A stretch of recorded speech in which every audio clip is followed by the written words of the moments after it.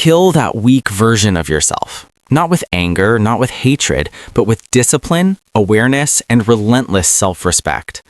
The weak version of you is not evil, it is simply outdated. It was born in fear, raised by excuses, and protected by comfort.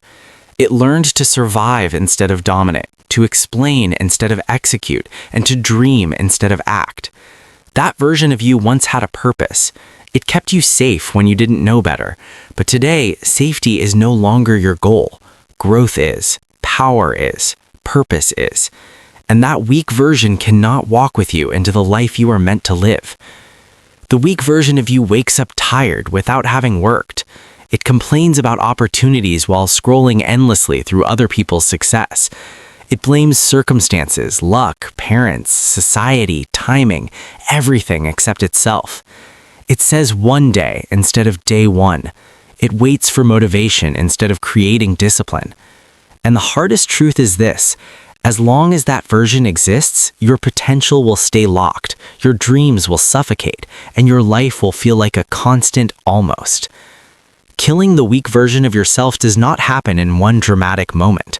It happens quietly, brutally, every single day. It happens when you choose to get up early instead of hitting snooze. It happens when you do the hard task even when no one is watching. It happens when you say no to comfort and yes to progress. Every disciplined action is a weapon. Every honest self-confrontation is a strike.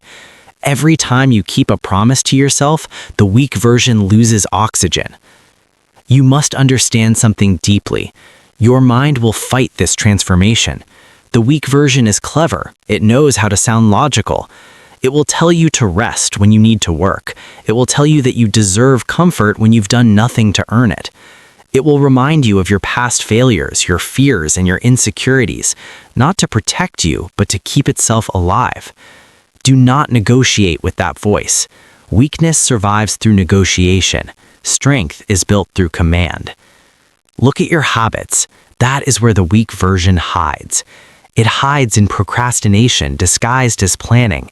It hides in overthinking disguised as intelligence. It hides in motivation videos watched instead of action taken. It hides in fake productivity and empty busyness. If you want to kill the weak version of yourself, you must assassinate the habits that feed it. Replace them with habits that are uncomfortable, boring, repetitive, and effective. You don't rise to the level of your goals, you fall to the level of your systems. The weak version of you has systems designed for comfort. The strong version of you must build systems designed for growth. Wake-up routines that challenge you, work routines that demand focus, training routines that push your physical limits, learning routines that expand your mind, reflection routines that force honesty. These systems will not feel exciting, but they will feel powerful. Understand this: motivation is unreliable.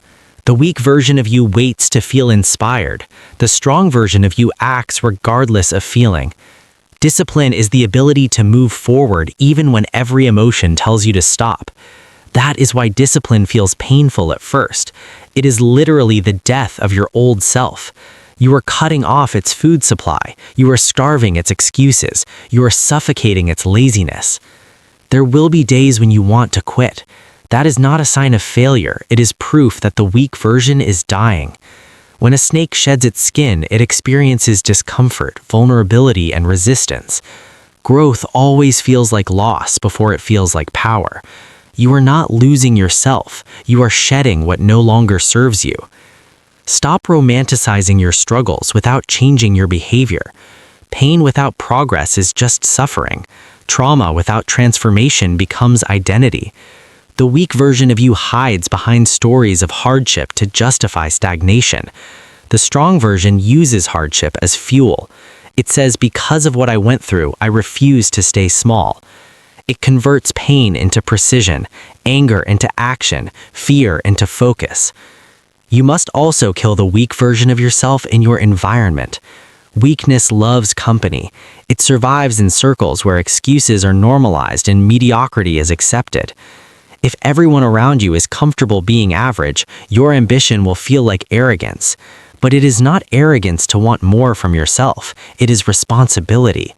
Sometimes growth requires loneliness. Sometimes the price of evolution is isolation. Accept it.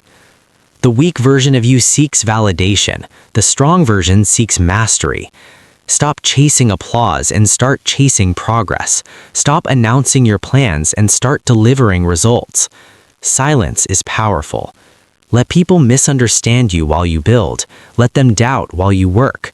The strongest moves are made quietly. Your body is also a battlefield. A weak body creates a weak mind. Physical discipline sharpens mental discipline. When you train your body to endure discomfort, your mind learns resilience. When you keep promises to your body, your confidence increases. You begin to trust yourself. And self-trust is the foundation of all power. Sleep on time. Eat with intention. Train with intensity. Move with purpose. These are not small things. They are acts of self-respect. The weak version neglects the body and then wonders why the mind is fragile. Strength is holistic. Most importantly, kill the weak version of yourself in your self-talk. The way you speak to yourself shapes your identity.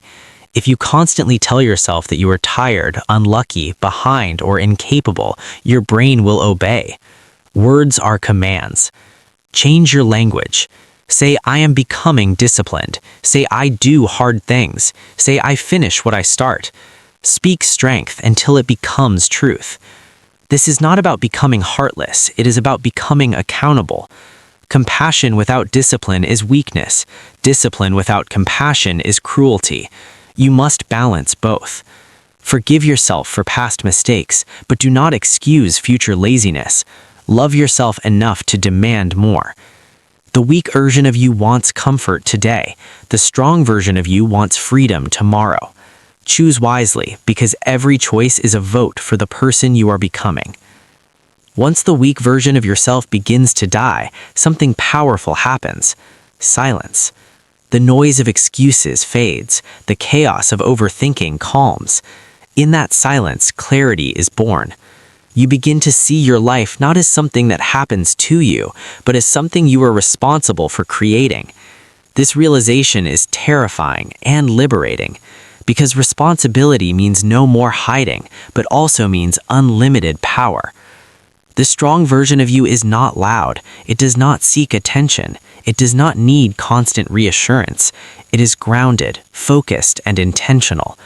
It understands that confidence is not loud energy. It is quiet certainty. This version of you does not rush success because it is busy building foundations that last. Strength is not perfection, it is consistency. You will fail, you will fall, you will have days where you don't meet your own standards. The difference now is that you don't quit. The weak version quits at discomfort. The strong version adjusts and continues. Progress is not linear, but commitment must be.